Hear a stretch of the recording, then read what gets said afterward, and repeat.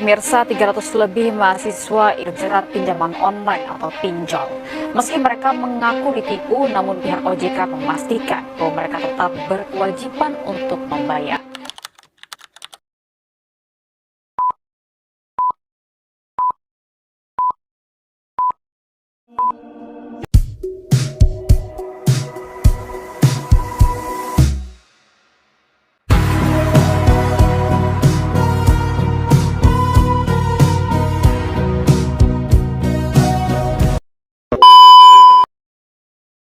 Aduh, pengeluaran bulan ini banyak banget lagi, mana UKT belum dibayar.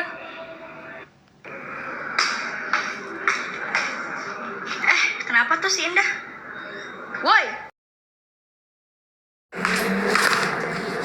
Lu kenapa murung sih mukanya? Gue lagi banyak pengeluaran banget bulan ini. Gue ada sih cara cepet gitu. Apa?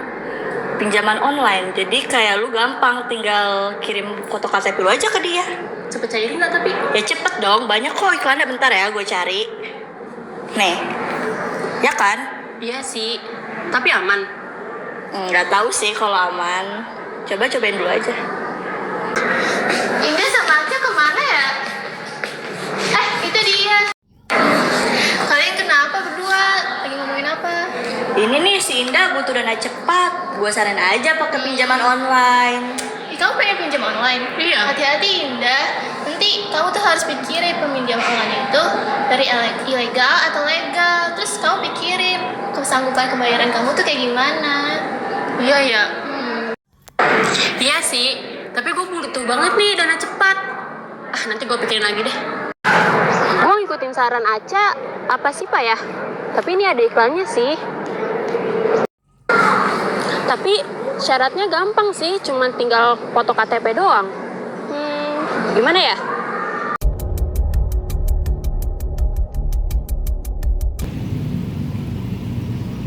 Endah, lu lagi ngapain kalau foto pakai KTP? Ini gue mau ngajuin pinjol. Gue pernah jadi korban. Awalnya gue minjem dikit, tapi maunya jadi banyak. Belum lagi ditagih terus menerus. Ya, tapi gampang lah, gue bisa kali ngebayarnya. Yakin lo? Yakin gak yakin, tapi gue butuh banget sih. 3 bulan kemudian.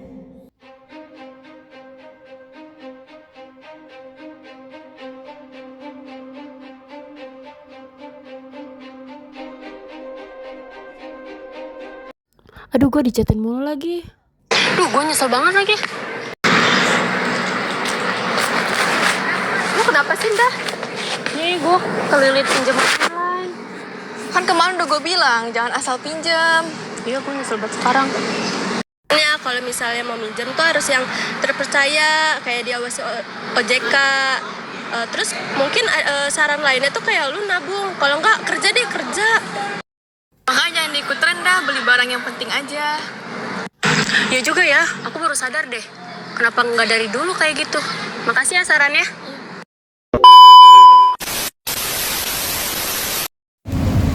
Buat kalian yang mau minjam online, mendingan pinjam di situs terpercaya atau resmi. Jangan jangan. Mending kerja, kalau enggak nabung. Stop pinjaman online. Stop pinjaman online. Jangan gampang terpercaya sama iklan. Buat kalian jangan terpercaya sama pinjol ya. Pinjol, ingat itu. Saya ulangi, pinjol, pinjaman online. Itu termasuk riba. Dan ini ribanya adalah riba paling komprehensif, riba paling kompleks yang memang mencakup semua bagian-bagian unsur riba. Baiknya dari mulai awalnya, dari mulai perjanjiannya, dari mulai penambahannya, dan unsur-unsur mafsadat yang merugikannya terekam jelas semua keterangan Al-Quran. Itu runut dan runtut semua konsekuensinya ada di situ. Ya, hati-hati betul dari mulai meminjam, walaupun sekarang semakin berkembang, cukup dengan tanda pengenal, cukup dengan jaminan teman-teman, tanpa sadar jaminan teman-teman itu adalah jangkar pertama yang menjalarkan dan menularkan penyakit riba itu. Ketika seseorang menjaminkan temannya, ya baik sepengetahuan atau tanpa sepengetahuannya, itu terkoneksikan. Boleh jadi dengan itu kemudian yang lainnya juga ikut terpancing atau mungkin juga ikut tertarik, sehingga dengan itu penyakit ini bukan hanya, mohon maaf, bisa dilakukan oleh orang yang meminjam secara online ini, ya, yang dia terikat langsung, tapi berpotensi mengajak kepada yang lain-lainnya. Dan yang kedua, konsekuensinya adalah ketika seseorang meminjam dengan skema online ini, itu sudah pasti dia mesti mengembalikan lebih dengan jangka tertentu, dan kadang juga mendapatkan penambahan-penambahan yang di luar nalar, ya, sekali lagi di luar nalar, ketika jedanya tidak terpenuhi, bertambah kembali, dan itu sudah pasti konsekuensi yang diisyaratkan dan disebutkan dengan tegas dalam Al-Quran. Satu, menyulitkan pada diri sendiri peminjamnya. Kedua, akan berpotensi, ini menyulitkan, ini jelas kalimatnya, sampai-sampai bahasanya itu ya di Al-Quran dieksplisitkan sebagai seperti seseorang yang sedang kerasukan setan. Ini bahasa kiasan ya yang sangat tinggi, majas yang sangat tinggi, ya, untuk memberikan kesan bahwa gelisah, ketakutan, ya, kemudian juga bingung, linglung, meracau, pasti seperti orang yang ya diwarnai dalam kegelapan hidup.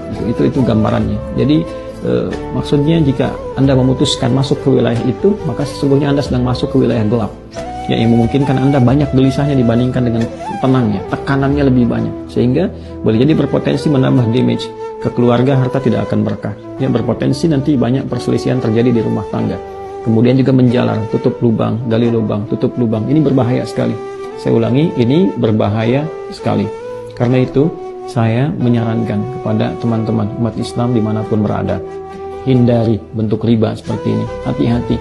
Dan ini tidak akan pernah membahagiakan, tidak akan pernah menyukseskan, tapi mengarahkan kepada sifat-sifat penyesalan yang mendalam, baik di dunia ataupun di akhirat. Dan jangan sampai nanti meninggalkan beban kepada keluarga dan keturunan-keturunan.